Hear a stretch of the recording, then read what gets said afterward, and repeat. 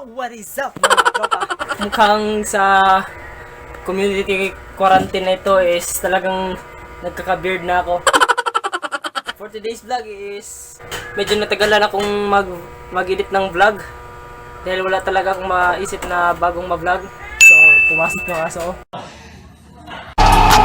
Ang intelligent ang aso ko dahil alam niyang paano mag-con.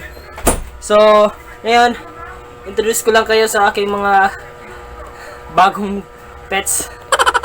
Wala na kasi ako ma-vlog eh. Hindi ako makalabas ng bahay. So, yun. Introduce ko kayo sa aking aso. Tiger. Say hi. Tiger. So, ito si Tiger. Tiger. So, medyo shy siya. So, ayun na nga. Libot-libot lang tayo sa aking bahay. So, ito. Hindi ko focus. Meron akong mga isda dito. So, alam niyo na. Ito ay isang lababo doon. Dahil yung naka-stay in dito is wala na. Bahay namin to. So, nagstay yung auntie ko dito dahil wala pa silang bahay. Kaya ngayon ako na nagstay dahil lumipat na sila ng ibang bahay. So yun na, meron akong mga fish dito. Yun. Labas. Say hi. Meron na pala akong i-introduce sa inyo na bago kong pets. Ito sila. So labas tayo. Ito yung office ko. Yan. Ito yung natural na nakikita nyo na background ko dito. So maliit na yan. So yan ang study room ko. Nagpa-practice kasi ako ng mathematics dahil engineer tayo. Kailangan natin kahit lockdown is meron tayong magawang bago. So yan. So Tiger! So yan. So ito, introduce ko sa inyo ang bago kong pets. Yan. Chicken man, chicken. Chicks demin. So ito ang mga tunay na mga chicks. Hindi yung mga tao na babaeng mga sexy. Ito ang tunay na chicks.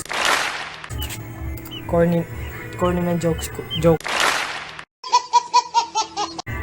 sila. 12 sila na bago ko.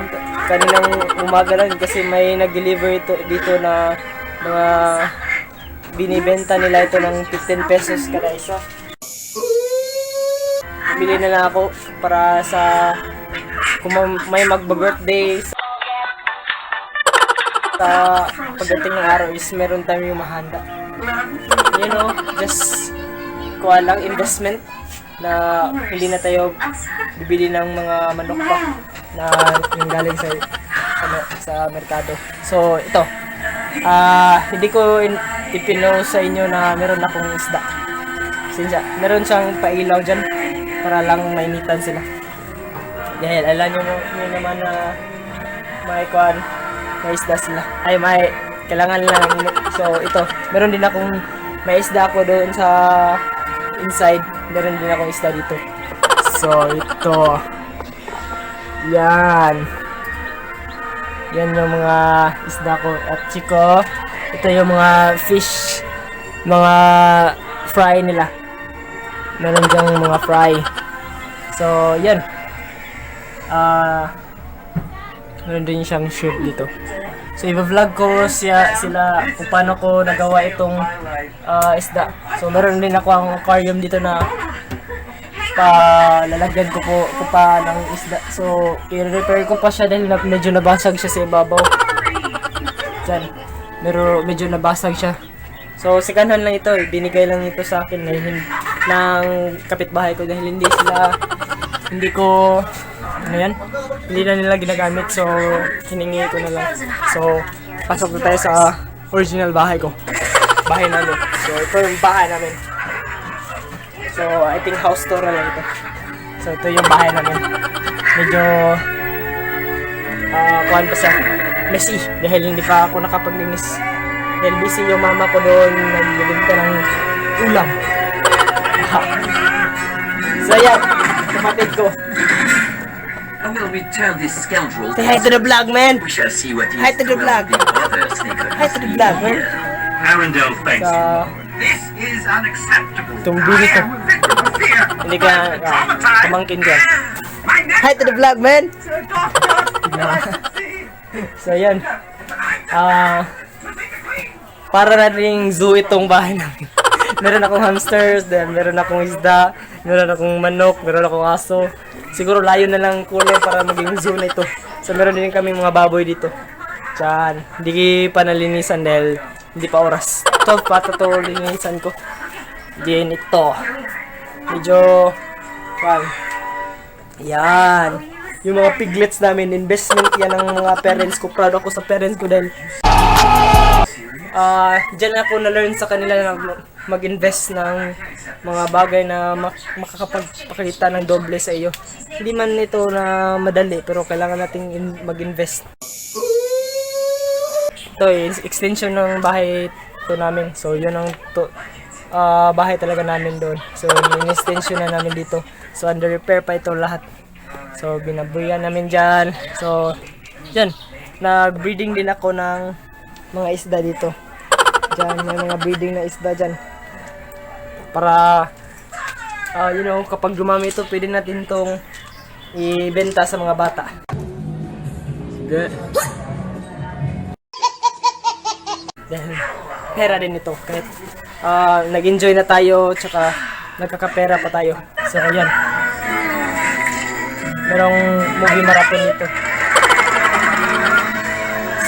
Yan. Movie marathon ng Frozen! Frozen! So, dito tayo sa ibabaw. Yan. Ito yung sampayan namin. Second floor namin. So, nakita nyo. Sampayan. Then, dito, kwarto din ito. Kwarto ng aking sister. So, ito, kwarto ko ito noon. Yan, pero, lumipat na ako sa ibaba dahil, medyo walang tao doon. Kailangan nating bahay ay merong bumahay. I'm okay!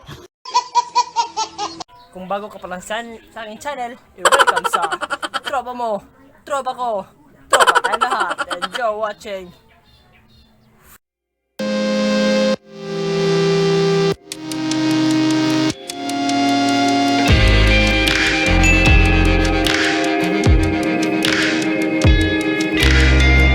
Don't forget to like, punch that subscribe button, turn on the notification bell para ma-update kayo sa mga susunod kong mga video.